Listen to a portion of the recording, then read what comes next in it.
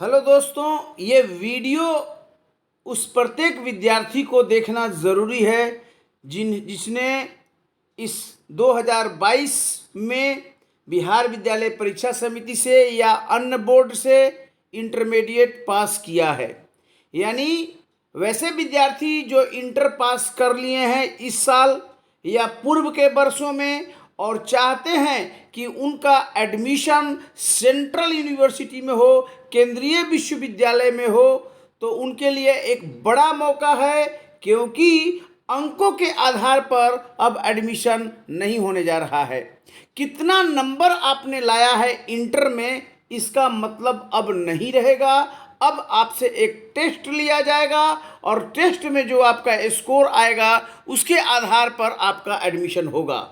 ये राष्ट्रीय परीक्षा एजेंसी, नेशनल टेस्टिंग एजेंसी का मैं आपको नोटिस दिखा रहा हूं, जो 26 मार्च 2022 को आउट हुआ है और ये कहता है कि conduct of common university entrance test, इसका नाम है CUET 2022। यानी ये परीक्षा का आयोजन NTA, नेशनल टेस्टिंग एजेंसी करने जा रहा है, जो परीक्षा को शॉर्ट में CUET कहा जा रहा है, और जिस परीक्षा के माध्यम से देश के सभी केंद्रीय विश्वविद्यालयों यानी सेंट्रल यूनिवर्सिटीज़ के ग्रेजुएट कोर्स में एडमिशन होगा, चाहे वो साइंस हो, आर्ट्स हो, कॉमर्स हो या कोई भी अन्य फैकल्टी हो।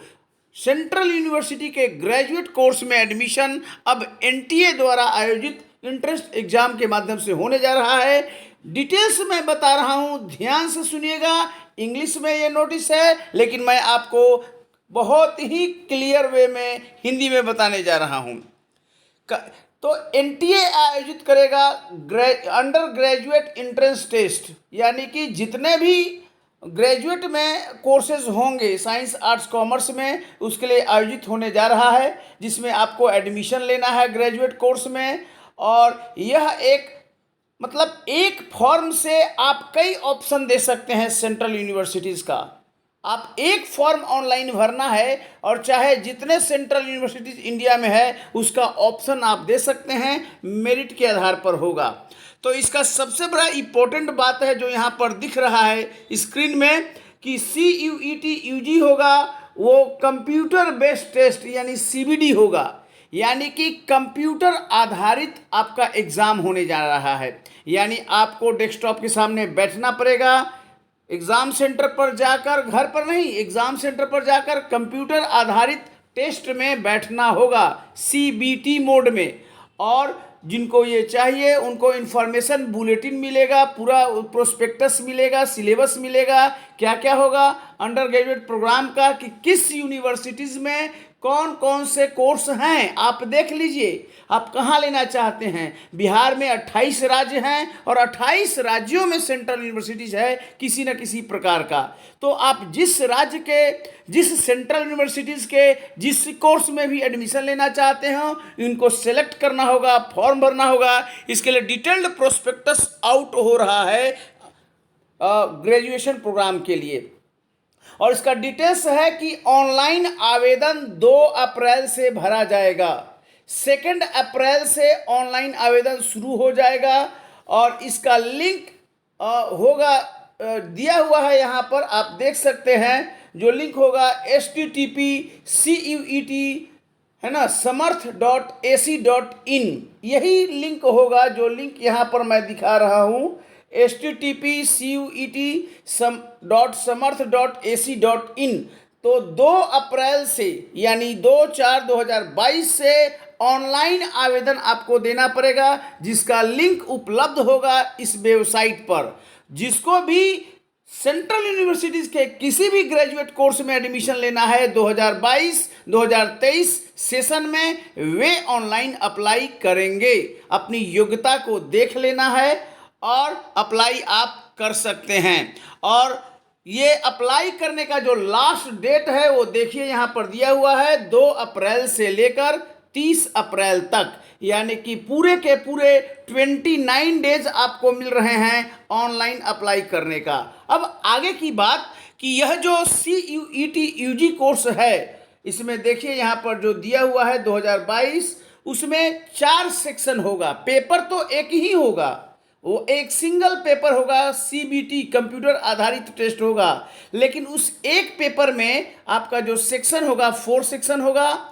Section 1A 13 language, section 1B 20 language. यानी या तो आप सेक्शन 1A लेंगे या 1B लेंगे।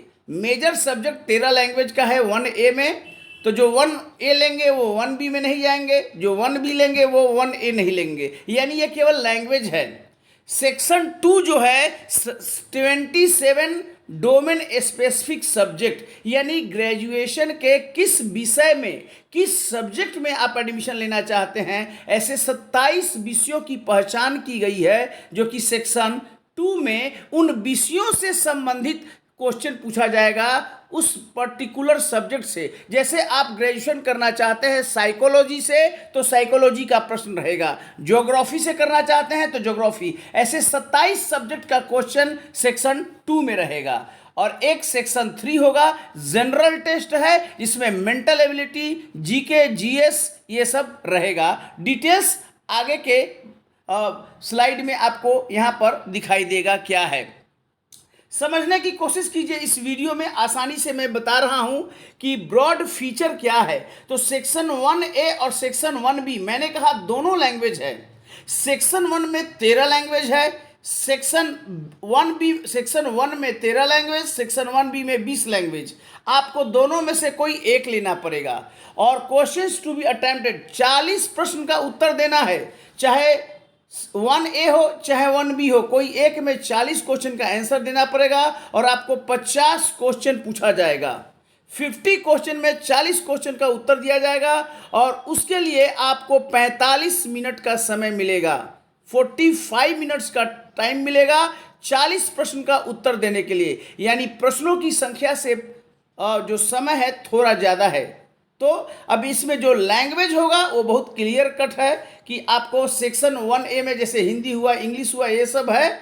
और जो उसमें कवर्ड नहीं है 13 लैंग्वेज में, वो 20 वाले में है। तो आप जनरली सभी लोग हिंदी इंग्लिश सब 13 में है, तो 1A ये आपको अटेम्प्ट करना पड़ेगा। ये हो गई बात। अब आइए दूसरी, सेक्शन 2 जो है, इसमें कहा गया है कि 27 अलग अलग विषय हैं, 27 डोमेन स्पेसिफिक सब्जेक्ट जो कि आपको ऑफर किए जा रहे हैं। अब आपका चॉइस है कि आप किस विषय में ग्रेजुएट करना चाहते हैं। अ कैंडिडेट में choose a maximum of 6 domain subject, अधिकतम 6 चुन सकते हैं। आप ज्योग्राफी चुन लीजिए, हिस्ट्री चुन लीजिए, आप साइकोलॉजी चुन सकते हैं, सोशियोलॉजी, 6 सब्जेक्ट आप चुन सकते हैं। अधिक से अधिक आपको चॉइस रहेगा इस विषय में। 6 डोमेन सब्जेक्ट चुन सकते हैं। 40 प्रश्न का उत्तर देना पड़ेगा, अधिकतम 50 में। और ये input text can be use for MCQ based question, MCQ आधारित होगा। और जो स्टैंडर्ड होगा वो NCERT यानी CBSE का जो NCERT का बुक होता है उसी का स्टैंडर्ड होगा। 12th का ये स्टैंडर्ड होगा जो आपको करना होगा। और 45 minutes each domain specific subject का होगा। जैसे आप ज्योग्राफी करेंगे तो ज्योग्राफी का भी 40 देना पड़ेगा, कोई और विषय करना चाहे तो उसका भी 40 देना पड़ेगा। इस तरह से होगा 45 for each domain subject. Maximum आप 6 चुन सकते हैं। मान लो कि आपने 2 चुना, एक सोशियोलॉजी और एक पब्लिक एडमिनिस्ट्रेशन, तो दोनों को करना पड़ेगा। दोनों में आपको 40-40 का उत्तर देना पड़ेगा और दोनों के लिए 45-45 मिनट होगा। ये क्लियर है। अब सेक्शन 3 जो है जनरल टेस्ट होगा। इसमें अंडर ग्रेजुएट प्रोग्राम का 60 प्रश्न होगा, 75 में उत्तर देना पड़ेगा और ये सब के लिए कॉमन होगा। और इसके लिए 60 मिनट, यानी कि एक प्रश्न के लिए 1 मिनट का टाइम आपके है। और इसमें क्या पूछेगा तो जनरल नॉलेज, ये देखिए यहाँ पर दिया हुआ है, current affairs, general mental ability, numerical ability, quantitative reasoning, ये सब सारा चीज़ रहेगा। और अरिथमेटिक, अलजेब्रा, मेंसुरेशन, ये सब रहेगा। टिल क्लास 8 तक का स्टैंडर्ड रहेगा। लॉजिकल और एनालिटिकल रीजनिंग रहेगा। तो ये इंपॉर्टेंट है। तो कुल मिलाकर एक आपको सब्जेक्ट का चुनना है, 1A या 1B। इसमें 40 प्रश्न का उत्तर देना है, इसके लिए 45 मिनट है। दूसरा आपको सेक्शन चुनना है 2, सेक्शन 2, इसमें सब्जेक्ट चुनना है जिसमें 40 प्रश्न का उत्तर देना है 45 मिनट में। अधिक से अधिक आप 6 सब्जेक्ट चुन सकते हैं। और एक तीसरा सबके लिए कॉमन होगा जो कि जीके जीएस टाइप का होगा, 60 प्रश्न का उत्तर 60 मिनट में। तो ये चीज़ है। अब देखिए यहाँ लैंग्वेज 1 13 लैंग्वेज में तमिल, तेलुगु दिया हुआ है, कन्नड़, मलयालम, मराठी, ये सब उड़ीसा दिया हुआ है, और 20 लैंग्वेज में दिया हुआ है, हिंदी और इंग्लिश इसी में है 13 में, और बाकी फ्रेंच ये सब विदेशी भाषा है लैंग्वेज 20 में। तो ये इंपॉर्टेंट है। और डोमेन स्पेसिफिक में क्या क्या है ये पढ़ लीजिए, कौन कौन से विषय हैं। आप हमसे गाइडेंस भी ले सकते हैं कि कौन सा विषय लें जिससे नौकरी मिलने में आसानी होगी और कैरियर का काम आसान हो सकता है। तो जो सब्जेक्ट 27 है उसमें अकाउंटेंसी है, बुक कीपिंग है, एक है 1 में अकाउंटेंसी या बुक कीपिंग, 2 में है बायोलॉजी या बायोलॉजिकल स्टडीज या बायोटेक्नोलॉजी, बायोकेमिस्ट्री, 3 में है बिजनेस स्टडीज, 4 में केमिस्ट्री, 5 में कंप्यूटर साइंस, इंफॉर्मेटिक्स प्रैक्टिसेस, 6 में आपका है इकोनॉमिक्स या बिजनेस इकोनॉमिक्स, 7 में इंजीनियरिंग, ग्राफिक्स एंड इंटरप्रेन्योरशिप, 9 में ज्योग्राफी या जियोलॉजी, 10 में हिस्ट्री, 11 में होम साइंस, 12 में knowledge tradition and practice of India, 13 में लीगल स्टडीज, 14 में इन्वायरमेंटल स्टडीज, 15 में मैथमेटिक्स, 16 में physical education oblique NCC yoga, 17 में फिजिक्स, 18 में पॉलिटिकल साइंस, 19 में साइकोलॉजी, 20 में सोशियोलॉजी, 21 में टीचिंग एप्टीट्यूड, 22 में एग्रीकल्चर, 23 में मास मीडिया दिया हुआ है और मास कम्युनिकेशन ऑब्लिक करके है, 24 में एंथ्रोपोलॉजी है, 25 में फाइन आर्ट्स है, visual arts, sculpture, painting, commercial arts, 26 में है परफॉर्मिंग आर्ट्स, ये सब है, और 27 में संस्कृत है। ये 27 में अधिकतम आप 6 का चुनाव कर सकते हैं। देखिए 27 डोमेन सब्जेक्ट हैं, 6 चुनिएगा तो 6 प्रत्येक आपको सब्जेक्ट में आपको 40 प्रश्न का उत्तर देना पड़ेगा। 45 मिनट्स इस डोमेन के लिए मिलेगा। जब उसका परीक्षा होगा तो उसमें आपको बैठना होगा, ये मेन बात है। लेकिन जीके जीएस वाला सेक्शन 3 एक ही बार देना पड़ेगा, लैंग्वेज का एक ही पेपर होगा। तो ये इंपॉर्टेंट बात है। A candidate can choose a maximum of any 3 language. आप 3 लैंग्वेज भी चुन सकते हैं, चाहे 1A या 1B, है ना। जो लैंग्वेज आपको चुनना है आप आराम से चुन लीजिए। Third language chosen needs to be in lieu of 6। तो ये क्लियर कट है कि 6 सब्जेक्ट के अलावा आप लैंग्वेज चुनिए तो वो लैंग्वेज में आपका पढ़ाई होगा। आप फ्रेंच पढ़ सकते हैं, हिंदी पढ़ सकते हैं, इंग्लिश पढ़ सकते हैं। यानी कि लैंग्वेज सबके लिए कंपलसरी नहीं है। कंपलसरी सब्जेक्ट चुनिए या लैंग्वेज चुनिए, लेकिन जीके जीएस सबके लिए सेम होगा, ये मैं कह रहा हूँ। कोई लैंग्वेज में ग्रेजुएट करना चाहता है तो लैंग्वेज चुने, जो ग्रेजुएट लैंग्वेज में नहीं करना चाहता है वो ना चुने, सीधे सब्जेक्ट चुने।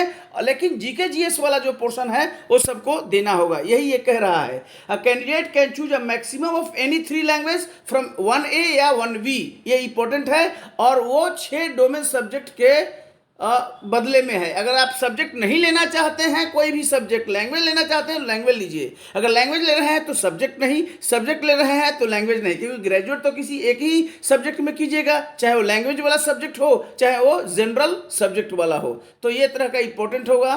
सो the maximum number of test to be taken remains 9 only, यानी 2 लैंग्वेज और 6 डोमेन्स। तो मैक्सिमम कितना व्यक्ति ले सकता है, तो 2 language plus 6 domain specific subject 8 हो गया, एक जनरल टेस्ट हो गया, और या जनरल टेस्ट के बगल दे दिए 3 लैंग्वेज प्लस 5 डोमेन सब्जेक्ट, इस तरह का ये दिया हुआ है।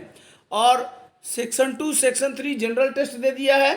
और आपका जो कंप्यूटर बेस्ड टेस्ट होगा, test pattern multiple choice MCQ होगा। मीडियम 13 लैंग्वेज में, कोई भी भाषा में आपका प्रश्न जो आप चुनेंगे, भाषा में हिंदी इंग्लिश कोई भी होगा। सिलेबस जो होगा सेक्शन 1A और 1B जो लैंग्वेज का होगा वो selection different types of passage का होगा, फैक्चुअल होगा, लिटरेटिव होगा, नैरेटिव होगा, और एक 12th स्टैंडर्ड का होगा। सेक्शन 2 जो है वो एनसीईआरटी सिलेबस का दिया हुआ है। Section 2 NCERT model syllabus as applicable in class 12th। और जो सेक्शन 3 का है वो general knowledge, current affairs, general mental ability, numerical ability, quantitative reasoning, ये सब चीज़ सारा चीज़ रहेगा।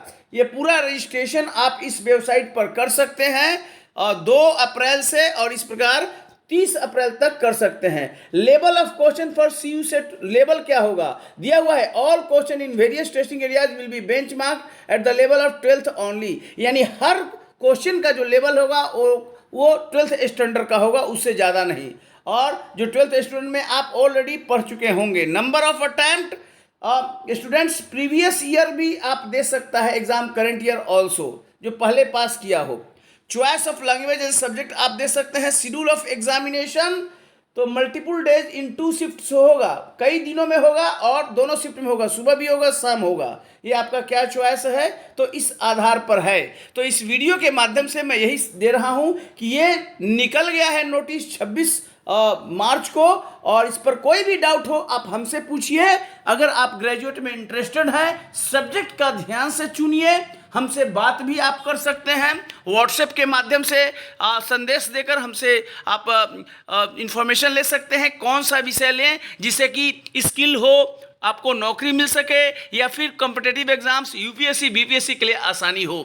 तो ये वीडियो सभी को बताना है, क्योंकि लाखों लोग इंटर पास किए हैं इस साल और पिछले साल भी, और सभी को सेंट्रल यूनिवर्सिटीज में एडमिशन लेना है। क्यों? क्योंकि वहां बहुत कम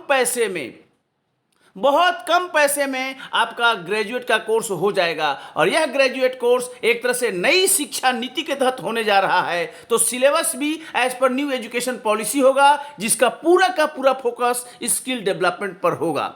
तो बहुत बहुत धन्यवाद। अपेक्षा यही है कि इस वीडियो को अधिक से अधिक सर्कुलेट करें, सभी दोस्तों को बताएं, और आपके कमेंट का, आपके प्रश्नों का स्वागत रहेगा। बहुत बहुत धन्यवाद। Thank you very much.